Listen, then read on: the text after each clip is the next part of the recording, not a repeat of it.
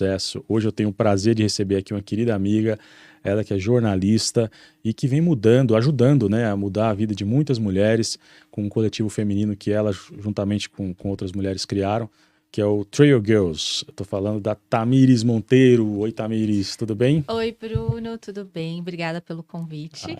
Eu que Um agradeço pelo prazer seu estar tempo. aqui, marcados pelo sucesso. É isso aí. Já é um sucesso estar nessa mesa. Eita!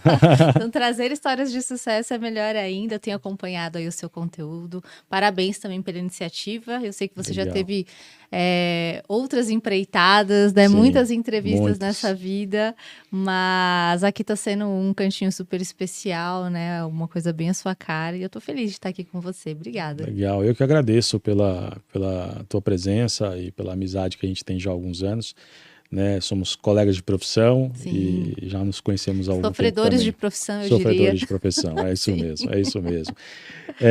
Queria que você falasse um pouco, não, que você falasse muito desse projeto. Conta pra gente sobre o Trail Girls, o que que é, Aham. como começou, quem faz parte, que eu sei que você é uma das fundadoras, não é isso? Isso. Eu sou cofundadora, mas eu lidero um coletivo feminino esportivo junto com outra amiga, que é Ana Pagiose. Aliás, Ana, um beijo. Bom, assim, as coisas se misturam, né? Você aqui trouxe sobre a minha história com a comunicação. Eu sou formada em jornalismo há 15 anos. A minha base profissional é a comunicação e o que me ajudou também, de alguma forma, a chegar até o esporte. Em algum Sim, momento ali da minha vida, essas coisas se encontraram e deram match e sim. tem sido muito bom até aqui. E que momento foi esse, assim, exatamente? Foi um convite para cobrir algum evento? Como que foi? É assim, Bruno, eu comecei a correr por hobby ali em 2015 e 2016. Tá, Correr, como todo mundo começa na rua, quero curtir, quero aproveitar um pouquinho, quero fazer uma corrida.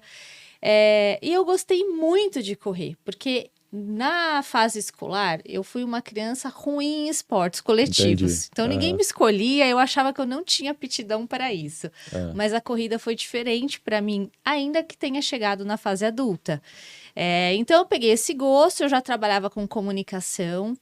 Trabalhei com revista por anos, seu Valdir Valdir Carleto, quem Carleto, é de Guarulhos conhece bem. sim, E fui ali construindo uma bagagem dentro de comunicação. Até que chega um momento, dentro da minha trajetória como profissional, de ir para empresas que organizam grandes eventos esportivos em São Paulo. E aí eu tô tá. falando de duas, assim, a Norte Marketing, a Iguana, são os nomes A dessas Iguana empresas. já ouvi falar. Então, essas grandes corridas de rua aí na cidade de São Paulo que a gente vê, essas empresas, elas fazem há muitos anos. E eu vou trabalhar também integrando a parte de comunicação em algum momento nessas empresas. Então, as coisas começam a ficar mais próximas, né? A Tá, comunicação e o esporte.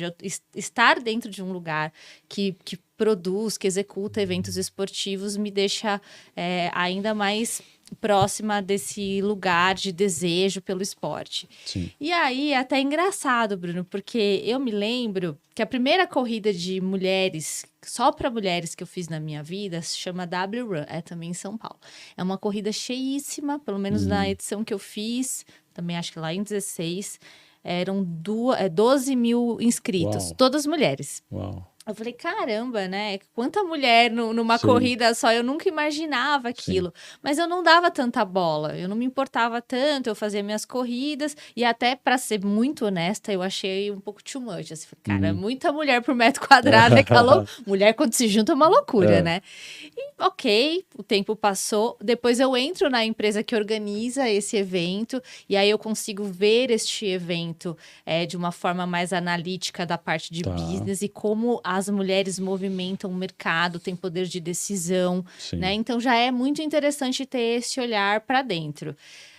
Passa um tempo, aí eu começo a fazer um tipo de corrida diferente, um pouco diferente. Eu digo que é a bolha da corrida, Entendi. porque eu começo a fazer uma corrida no meio da natureza, que a gente chama trail run, que é corrida em trilha, em Tá. montanha, em lugar outdoor. E me apaixono por essa modalidade. Por quê? O que que te cantou mais? Ai. a diferença de você não correr num asfalto, não repetir um percurso. Você está sempre ali num ambiente que você desconhece, geralmente, né? Como a variação de terrenos, né? Então, a hora você vai estar ali correndo num estradão de terra, a hora você vai estar passando numa trilhazinha fechada, a hora Sim. você vai estar subindo uma montanha mesmo. E são todos cenários muito diferentes. E eu Sim. digo que mesmo que você corra na mesma trilha várias vezes, ela nunca será a mesma trilha. Entendi. Se você passa na trilha agora, que está começando a primavera, ela vai estar de um jeito, no inverno ela tá mais sequinha, né, uma coloração mais marrom das árvores, depois mais florida. Nossa, se choveu, tem um cheiro da mata, né? Exato. Então, eu acho que isso me encanta e isso também me ajudou muito até com uma parte de me recarregar. Porque a nossa rotina é uma loucura, né?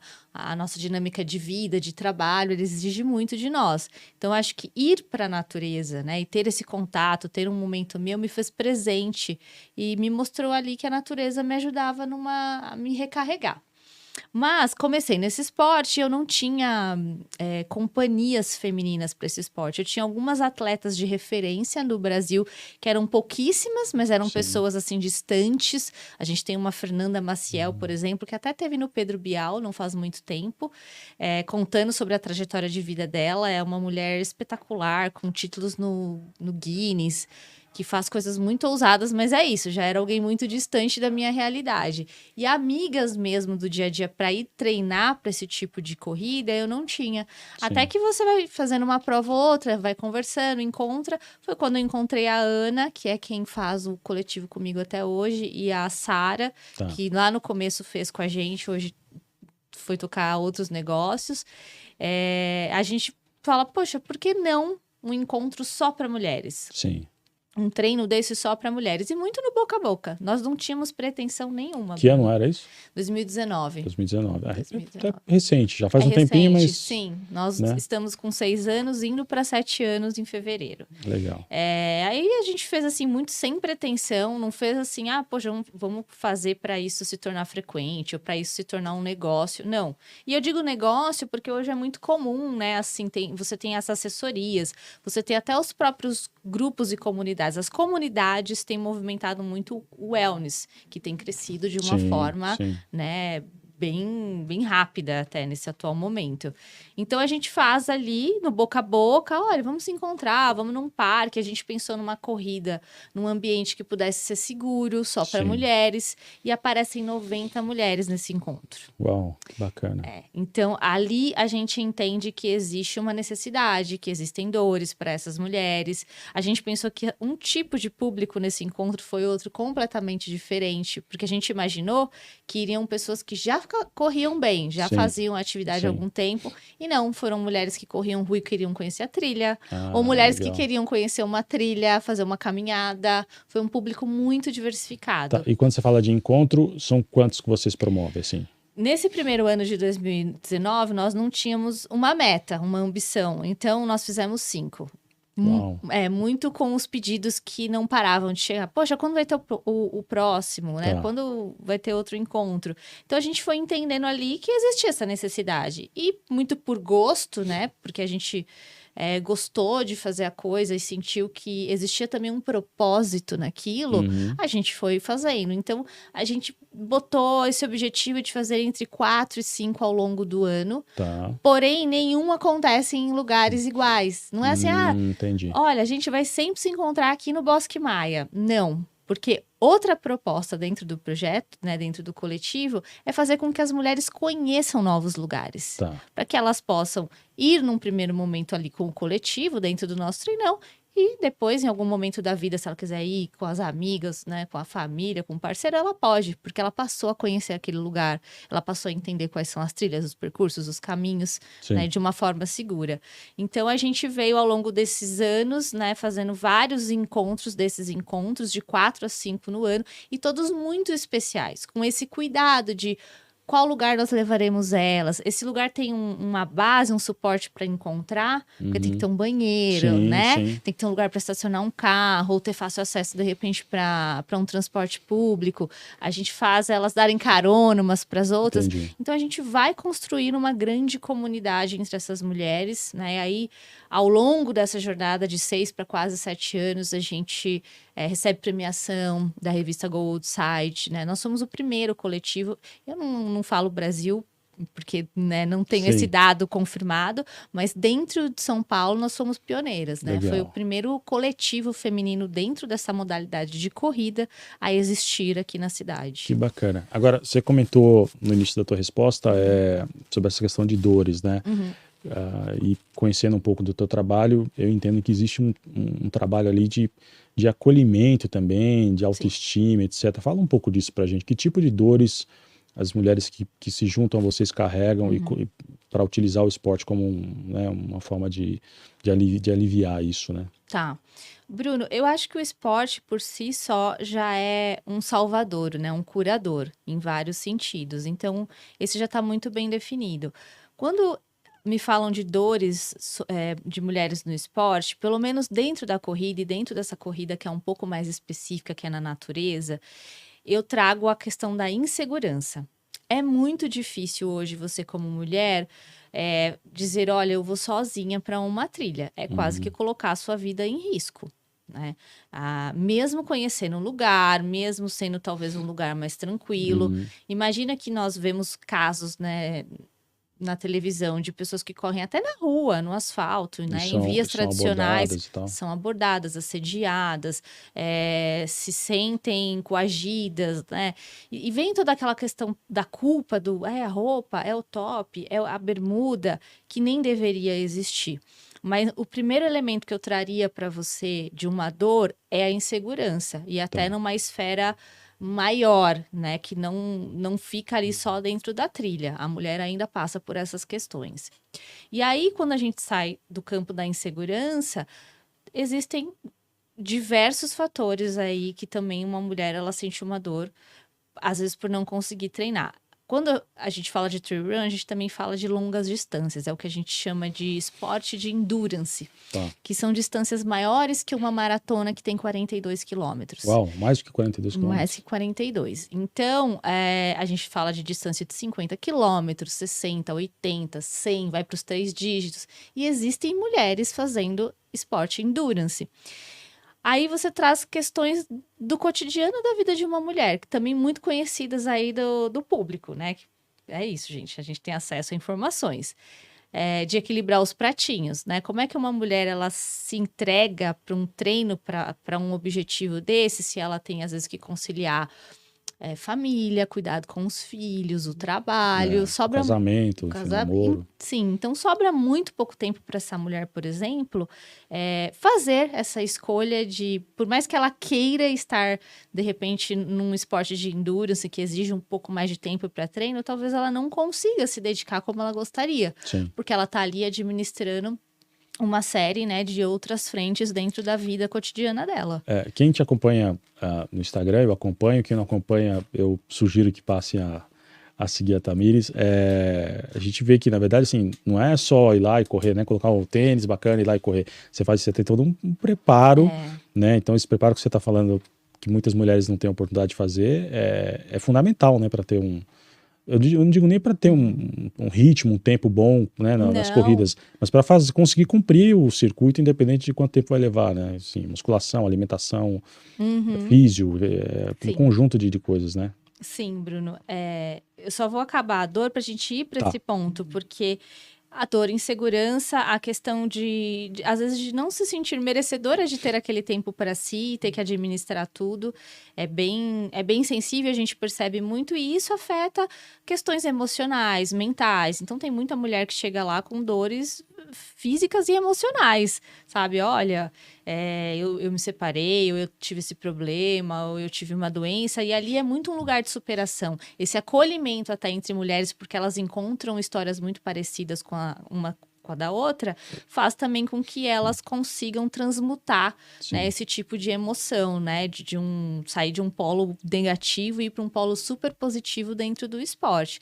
Eu destacaria essas dores, mas que também passa por esse lugar que você comentou, de uma preparação. Não é simples, assim, e eu acho até legal comentar, porque hoje muito se fala de ser democrática a coisa. E eu continuo acreditando, sim, que a corrida é democrática, mais do que qualquer outro esporte, porque não tem muito segredo. Sim. É você calçar um tênis ali e se jogar, né, na corrida, na caminhada. Mas quando você tem o desejo de se dedicar um pouco mais, é óbvio que não se limita somente a isso.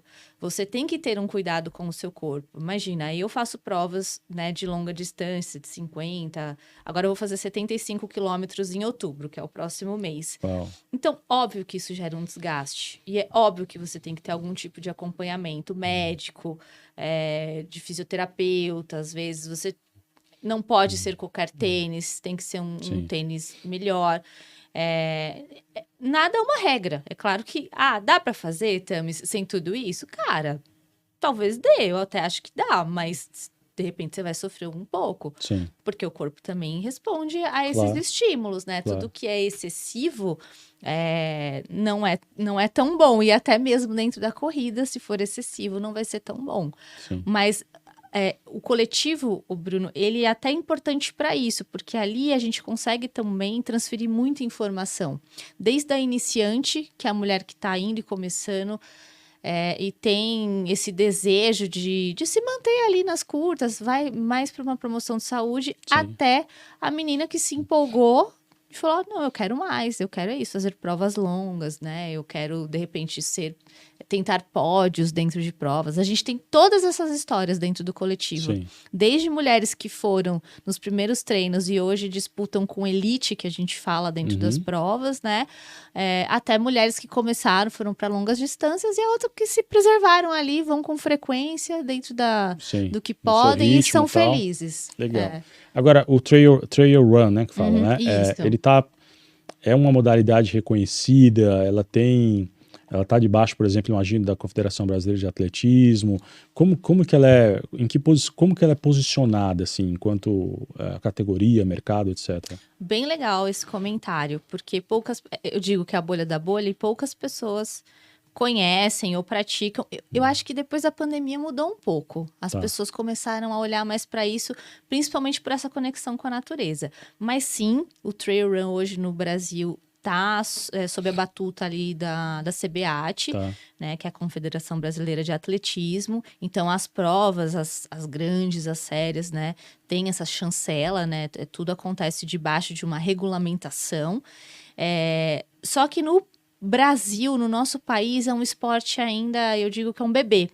Ele tem crescido. Lá na Europa, ele já é muito comum, porque o pessoal que mora perto de montanha, de Alpes, né, é muito natural, assim, você até observa pela dinâmica de vida dessas pessoas, que desde a infância eles frequentam a montanha, é um hobby às vezes de verão, então lá o que acontece no inverno, com gelo, eles fazem esqui. Sim. E durante o verão, primavera, é muito da corrida de montanha. Então, nós temos hoje grandes atletas, né, dentro da Europa e outros continentes que fazem o trail run. E é um esporte super popular, mas aqui no Brasil a coisa ainda está crescendo. Entendi. Então, só em relação à comparação para que o seu público entenda. Vamos falar de uma das maiores provas que a gente tem aqui no Brasil, que é uma São Silvestre. Acontece ali fim do ano, 15 quilômetros, não é maratona, gente, são 15 quilômetros, é São Silvestre. Todo mundo confunde, né? Esse ano, ela vai reunir cerca de 50 mil pessoas. Uau. Mesmo que a gente tivesse uma mesma capacidade de investimento para uma prova de trail, vamos falar, a gente tem o dinheiro para fazer a prova, vai ser incrível. Você não pode colocar 50 mil pessoas numa prova de trail. É muito diferente. Porque você lida com questões ambientais, de sustentabilidade. Imagina 10 mil pessoas pisoteando uma trilha ou subindo uma montanha. Isso gera muito impacto. Então, Hoje, as mais expressivas que a gente tem dentro aqui do nosso país, que reúnem muitos atletas e são provas, assim, reconhecidas, né, que o pessoal tem o desejo de estar, que entregam uma experiência, reúnem aí de 3 a 5 mil atletas, entendi. né? E é um número, assim, bem limite mesmo, Tá. né? Mas hoje nós temos muitas outras opções. Antes você, sei lá, tinha uma prova a cada 2 fins de semana. Hoje, se você pega calendário, tem muita prova trail acontecendo. Isso é Entendi. legal. Então, tem a pequenininha aqui de 200 atletas, tem a maiorzinha que vai 1.000, tem essas que vão 3, 5 mil pessoas, né? Então, tem para todos os gostos. E isso é muito bom porque torna o esporte mais inclusivo, Sim, né? sim. Dá mais acesso para as pessoas. Mas o trail, sim, é reconhecido e tem crescido, assim, de forma considerável hoje para quem olha para a corrida. Tá. Agora, você é uma pessoa movida a desafios, que eu sei. Quais foram as provas que mais te marcaram dessas de longa duração, seja no Brasil ou fora, que eu sei que você já teve experiências fora também? É engraçado porque a gente sempre acha que tem uma prova X, né, que vai mudar a sua vida. Eu lembro que, para mim, eu pensei muito que essa prova seria minha primeira maratona, que foi em Florianópolis. Eu treinei muito, eu me dediquei. Mas eu fiz essa prova de Floripa a minha primeira maratona, e eu lembro que eu cheguei e eu achei que eu fosse ficar emocionada, que eu vejo, né, uma galera que chega e chora e se joga no chão. Eu pensei, gente, vai ser igual pra mim. Imagina, eu toda emotiva, canceriana, mas não foi. Eu cheguei... E falou, é isso? É isso. isso. E na época eu trabalhava com os Carletos, eu comentei isso com o Fábio, ele falou, tá, e tudo bem, porque todo o seu processo veio antes, Você né, viveu ele antes. dessa prova. A prova, cruzar uma linha de chegada é só a cereja do bolo, né? Todo o resto dos ingredientes, o preparo veio antes. Sim. E ele tinha razão. E aí, assim, começam a ter novos desafios, e eu acho que uma prova marcante para mim em termos de desafio foi uma bem aleatória, assim, que foi... Eu fui fazer 30 quilômetros no Peru, num lugar que chama Huaraz. Tá. São nas Cordilheiras Blancas do Peru. É um lugar lindíssimo. Aliás, recomendo para quem está assistindo, está procurando lugar para viajar. É muito bonito esse lugar. Todo mundo fala de Machu Picchu no Peru, mas sim. esse lugar é demais. E aí, qual que foi o grande desafio? Primeiro porque eu fui sozinha. Eu trabalhava numa empresa que deu ali a inscrição e pediu para eu ir cobrir a prova, falar a respeito. Então, eu fui sozinha nessa prova. Acho que foi a primeira vez que eu fui fazer uma prova trail fora do país. Eram 30 quilômetros. Era uma distância que ainda também era um desafio naquela época. A gente está falando em 2018. E a prova saía a mais de 3.000 metros de altitude para chegar a 6.400. Uau. É um acúmulo, só também para o público entender, esse acúmulo de altimetria, ele... Para o nosso corpo, ele é desgastante, principalmente para nós brasileiros, porque a gente não tem nada parecido de altimetria no Brasil. A gente vê muito quando tem jogo de futebol, né? Jogo Isso. da altitude, o pessoal comenta muito, Exato. né? Da adaptação do atleta e tal. Aqui, o que a gente tem de montanha mais alta não chega a 3.000, chega quase a 3.000. E aí... São treinos muito específicos, e eu treinei aqui no nosso país, eu não tive nada de muito diferente, então existia esse medo, né, de ir, como que eu vou me sentir? Aí tem toda também uma mística de, chegou lá, você tem que usar a coca, e não é droga, gente. Lá é muito comum, eles usam a folha da coca mesmo, justamente para tirar esse mal-estar, essa ânsia. E eu fui, e assim, deu tudo certo, biologicamente, o meu corpo se adaptou bem, eu não cheguei com muito tempo de antecedência, mas fui bem. Só que foi uma prova duríssima, porque é isso, subir 3 eu não estava tão acostumada, subir 3.000 metros, né, acumulados, Sim.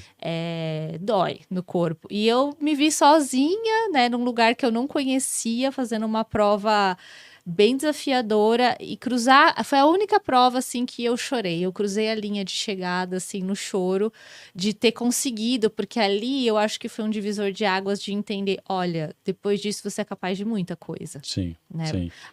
Agora, quando você fala numa prova como essa, de 30 horas, tem uma que você comentou comigo uma vez, de 72, acho, ultra... Não lembro o nome da competição. Distância, você está falando, não horas, né? Desculpa, distância, não horas. É que a pergunta é justamente essa. A gente está falando de quantas horas para percorrer isso tudo? Para 30 quilômetros, por exemplo? sempre vai variar de pessoa para pessoa, né? De acordo com ali com a disposição do atleta. Essa prova de 30 quilômetros, eu nem me recordo em quanto tempo eu fiz, mas foi coisa de, eu acho que de umas 8 horas. 8 horas. E eu tive um último desafio pesado, que foram 55 quilômetros, numa prova que a gente tem aqui dentro do Brasil, que chama La Mission. Tem um acúmulo também, né, de altimetria bem considerável. Você sobe, você chega no terceiro pico mais alto do Brasil, que chama a Pedra da Mina. Essa prova, por exemplo, eu gastei 11 horas para concluir. Uau. E como é que faz nessas 11 horas a questão alimentação, precisar ir ao banheiro? Como é que administra isso? É sempre uma curiosidade para quem está de fora. Também, para cada pessoa vai ser muito específico. O que o atleta tenta fazer, tenta se antecipar para ir participar de uma prova dessa é a adaptação, tá, Bruno? Porque quase nunca você vai fazer essas 11 horas, né, na vida real, dentro dos seus treinos. Hoje eu vou sair aqui e treinar 11 horas. É muito difícil, não acontece com regularidade. Dentro de várias assessorias, assim, eu não percebo os professores indo para esse lugar de expor um atleta tanto tempo. Mas aí, durante os treinos, você vai percebendo as suas adaptações. Então, o que é melhor para você comer, porque tem de repente, uma coisa que não vai te cair bem, tem uma coisa que vai ser melhor, que seu corpo vai responder melhor. Exemplo, tem muita gente que leva azeitona para comer no meio da prova, porque tem sódio, porque é salgadinha. Eu não levei, eu não curto muito a azeitona na prova. Para mim, o que desceu bem? Parmesão. Aí eu comprei aqueles parmesão pequenininho e fatiei, levei junto com aqueles presunto cru, porque você tem sal, você tem uma proteína. E cada corpo responde de uma forma. Eu não consigo comer muito durante uma prova dessa, assim, durante esse tempo. Tem gente que para e faz um lanchinho, leva um lanche com pão, né, com alguma coisa ali no meio do pão e come. Além disso, a gente tem o uso de carboidrato gel, que é muito comum também para quem corre, e de repositores ali de sais minerais. Sabe? Que hoje também o mercado diversificou bastante. Você não precisa comprar, vou falar marca aqui, né? Um Gatorade da vida. Você tem um sachêzinho que você leva junto, você dilui na água e você repõe a hidratação. Mas é um processo que inclui hidratação, alimentação e entender como o seu corpo se adapta. Nessa prova de 11 horas, eu não tive, por exemplo, vontade de ir ao banheiro. Tem gente que tem que parar. Tem postos de controle no meio dessa prova. Você não tá lá sozinho. Entendi. Você vai passando por lugares que você para, que você também vai ter comida, que você pode pegar alguma coisa. E aí tem um banheiro, então tem gente que, se aguentar, usa o banheiro, né? Que tem uma estrutura desses postos de controle.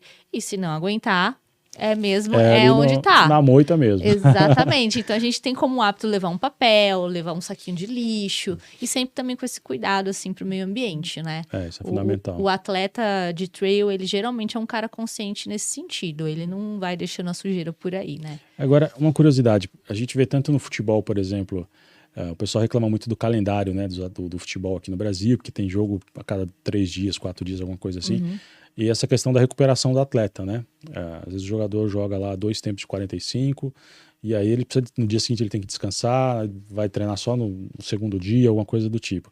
Como que faz uma recuperação depois de uma prova de 30 quilômetros, por exemplo? Como funciona isso? Para você, por exemplo, como funciona? Tem o regenerativo, no dia seguinte, que é correr 5 para soltar. Não, em alguns casos tem mesmo. Mas, de novo, vai do estímulo de cada corpo. É óbvio que depois de uma prova muito pesada como essa, exige um tempo de descanso. E aí, o que a gente chama de descanso? É até o descanso ativo, né? Para estimular ali o corpo a não ficar parado e você não ter tantas dores no pós-prova. Mas você, obviamente, não vai voltar para um treino como você estava numa rotina se dedicando para esta prova com uma distância muito longa. Então, você passa a correr menos, você tem ali 1, 2 dias que você fica mais paradinho. Depende muito da resposta do corpo, né? E eu percebo, Bruno, que, inclusive, a recuperação é um lugar que te mostra o seu lado bom ou não de performance dentro daquele esporte, para tudo. Se você for na academia e você ficar dolorido uma semana, se você tá indo com frequência, tá? Não no começo é normal, no começo gente, é vai normal. doer mesmo. É, Mas se você tá uma semana e a dor não passa, tem alguma coisa de errado no seu corpo, você precisa entender.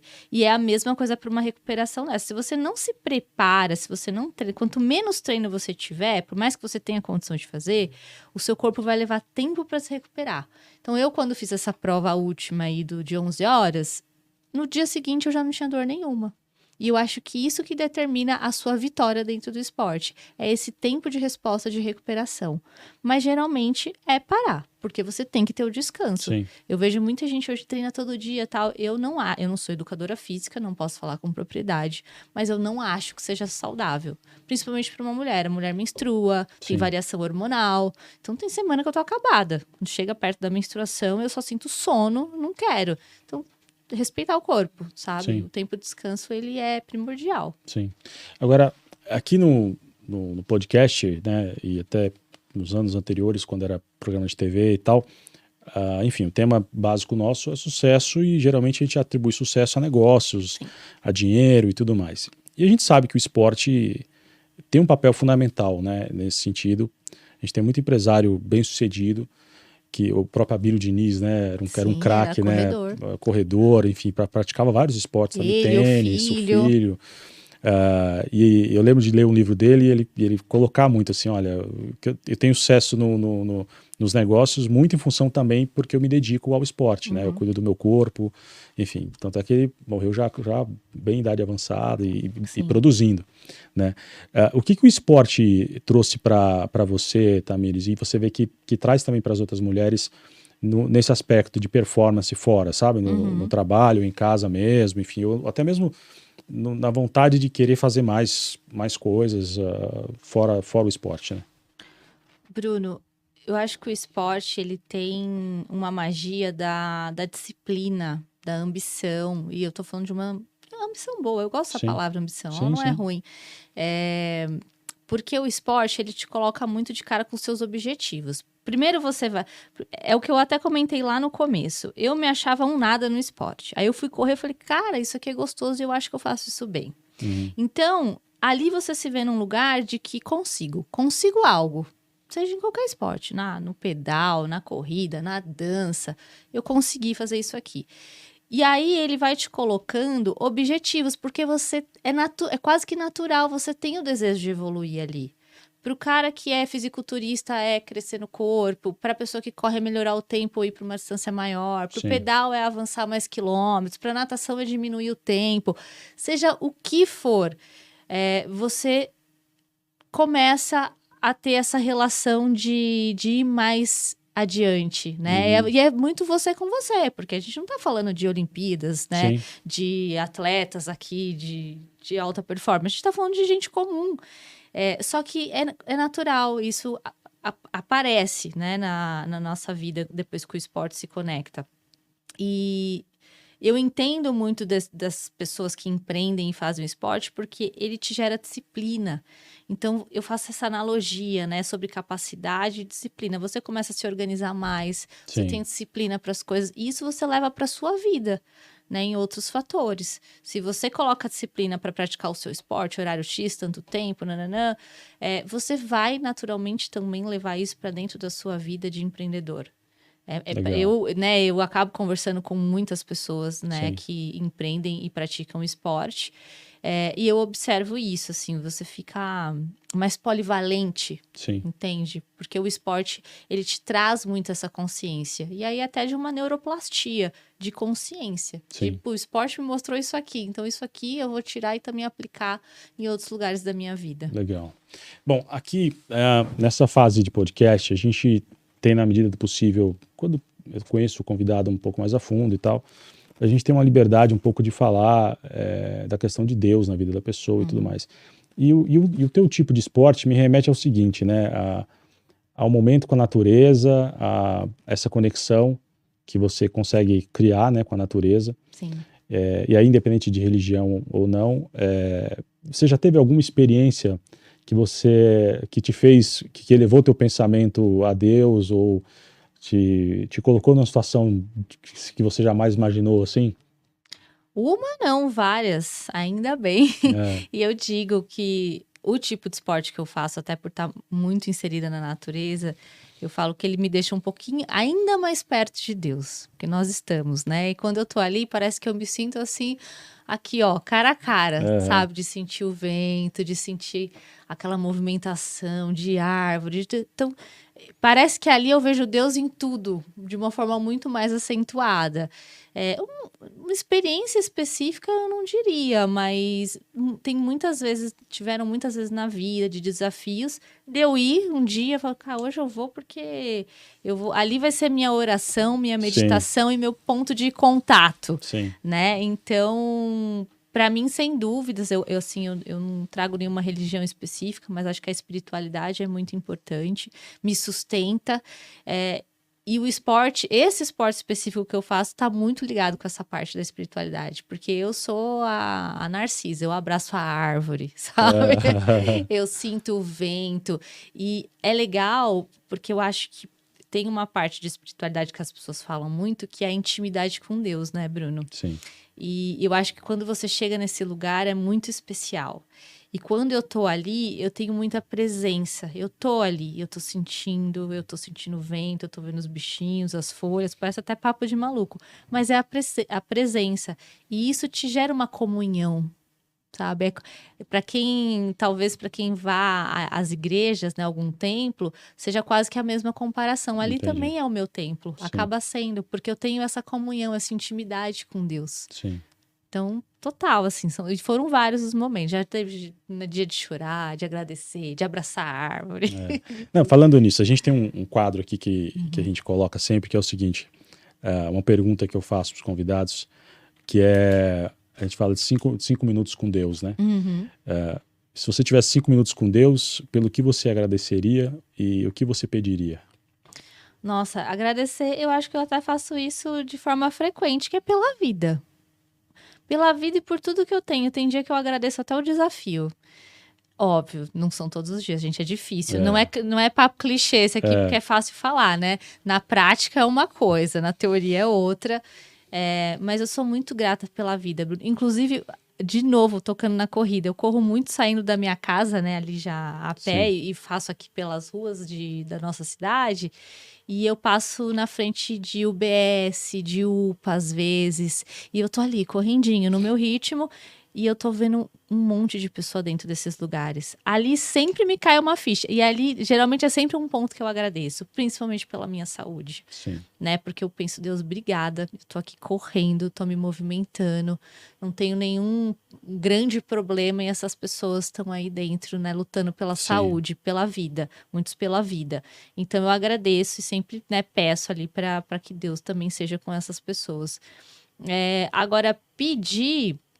Eu gosto muito de pedir sabedoria e entendimento nas coisas que chegam, porque a gente tem os diálogos com Deus, né, Bruno? sim, E a gente fica, Deus, me mostra isso, eu tô aqui é, nessa aflição, mas me dá uma ajuda, me dá um respaldo. E às vezes Deus vem e ele vem de várias formas. E formas assim que você nem imagina. Às vezes é um bilhetinho, às vezes é uma pessoa que vai te parar na rua, é, às vezes é a traseira do caminhão que tem uma frase. Então, eu peço sabedoria e entendimento, porque às vezes Deus quer falar comigo, quer falar com a gente, tá ali e a a gente não gente não enxerga, consegue a enxergar o gente não sinal. entende. É, Então, eu faço muito esses pedidos. que bacana. E tem um negócio engraçado que eu vejo nos teus posts, que sempre tem um cachorro, né? Sempre tem, assim, Como que é eu isso? tenho uma conexão boa com os animais. Eu já tive cachorro por muitos anos, a última, acho que tem 4 anos, assim, que ela foi embora. Ela ficou bem doentinha, traumatizou um pouco. Mas eu gosto, com cachorro, cavalo, né? Nos meus treinos, às vezes, tem cavalo, vaca. E eu paro, eu sou a Felícia. Eu paro para passar os bichos.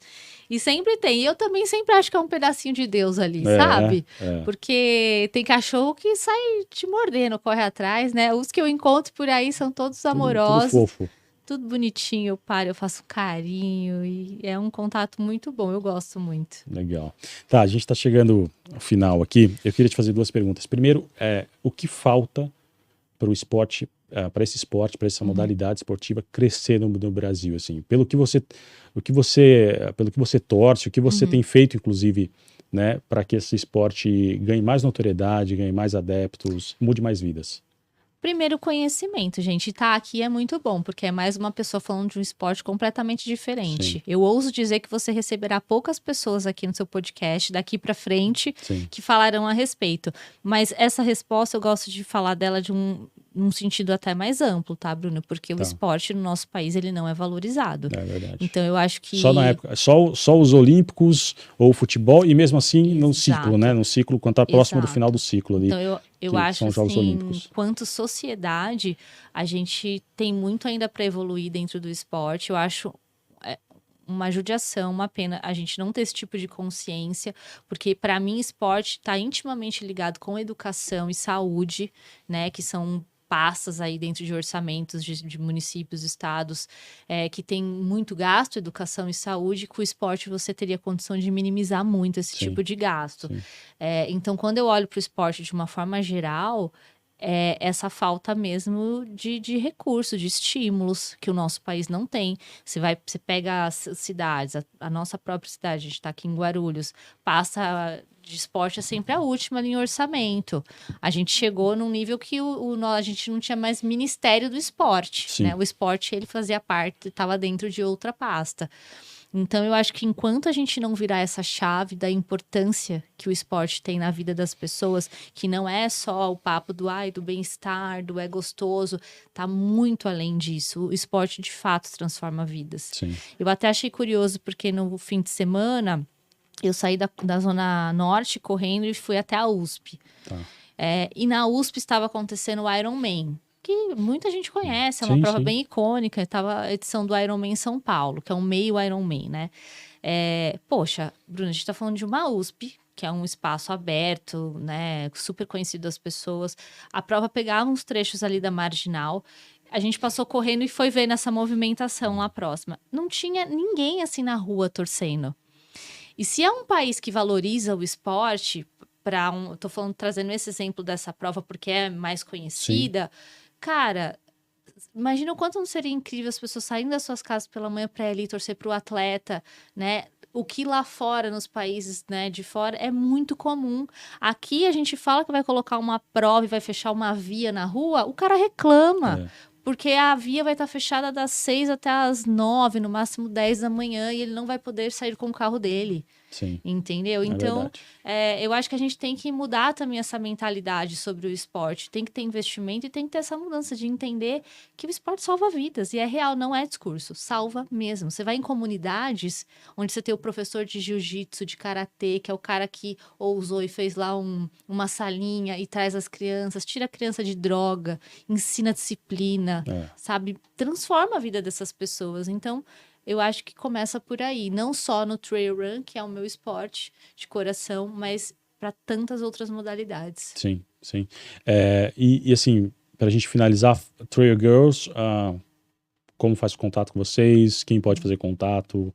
É um esporte que, pelo que eu vi, pelo que você colocou, super democrático, né? Então, super democrático. Baixinho, gordinho, baixinha, gordinha, alta, magra, tanto faz, né? Tipo, tanto faz. Pode vir e começar a praticar, né? Pode ir, é só ter esse desejo, é democrático mesmo, até de idade, porque vão meninas muito novas, às vezes vai criança no nosso, criança assim, umas meninas já de 12, 14, né, que já correm, até mulheres 60 a mais. Uau, então, essa palavra democrático, ela é muito boa, ela se enquadra bem no Trail Girls, é só chegar, é só ter desejo e vontade. E nós estamos ali com muitas informações dentro de rede social, dentro do nosso Instagram, que é o Trail Girls Oficial. Peço que sigam lá se tiverem interesse.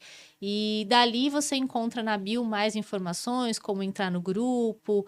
Ali a gente divulga onde vão acontecer os próximos encontros também. A gente tem agora um em novembro de 25, num lugar muito bonito, chama Parque Ipanema. É perto de Sorocaba, um lugar que pouca gente conhece, tem uma riqueza histórica. A primeira indústria de aço foi construída lá. Abriga as ruínas dessa indústria, tem uma baita história. E a gente vai levar a mulherada para lá em novembro. Então, ali a gente vai divulgando todos os nossos movimentos, calendário, e você tem a chance também de integrar ali o WhatsApp, aí a gente também, né, costuma trocar informação por esses canais. Legal, bacana.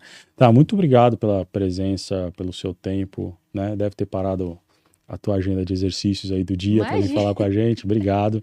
Parabéns por essa história que você está construindo, né, junto com as suas amigas, enfim. com Trail Girls, com a modalidade, inclusive. E desejo bastante sucesso para vocês. Não prometo que eu vou tentar essa modalidade, porque não é muito minha cara, mas enfim. Mas torço, fico na torcida. O Bruno tem carinha de triatleta, né, gente? Assim, mais almofadinha, eu muito. acho. Beach tênis, né? Jogar beach tênis. Beach tênis é uma boa também. O beach venceu, como diz o... o beach venceu. Ou também como que chama? Golfe. Um golfe? Tem cara de golfe. Quem sabe? Quem sabe? Vamos ver. Mas, Bruno, eu quem agradeço. Obrigada pelo espaço, pela oportunidade, por me dar voz para falar, né, sobre a minha história e também sobre esporte. E te desejo muito sucesso na sua empreitada, no seu livro aí, que é uma novidade, que está aqui na mesa, né? Sempre deixo aqui já presente. Já que você deu, deixa eu fazer propaganda. Gente, favor. Vai lá, editoraparadiso.com.br, você faz a sua compra online, vai chegar na sua casa, no seu escritório, onde você pedir, ou então na Amazon a versão e-book. Pode ir lá no amazon.com, digitar o nome Networking, Conexões que Transformam, você vai achar o livro para você poder comprar lá, tá? Tenho certeza que vocês vão gostar. Não, vão mesmo, gente. A gente nem combinou, não é publi, ele não me pagou nada, mas o Bruno é o cara dos contatos e das conexões. Fala, Bruno, eu preciso falar. Tenho aqui. Ou fala com alguém que vai chegar lá. Então tá bom. Então certeza que o livro traz todo esse conteúdo rico, esses insights, e vocês vão adorar. Obrigado. Se você não gostar, se não for nada disso, vocês cobram dela depois. Não, gente, aí cobra do autor. Tá, obrigado mais uma vez, viu? Eu que agradeço. Fica bem. Gente, agradeço pela sua audiência aqui pelo YouTube, também pelo nosso Spotify. Lembrando que no YouTube, toda quinta-feira, às 19 horas, tem vídeo novo. E na sexta-feira, meio-dia, o mesmo conteúdo é lançado no Spotify. Tá joia? Então, até a próxima semana. Fiquem com Deus. Tchau, tchau.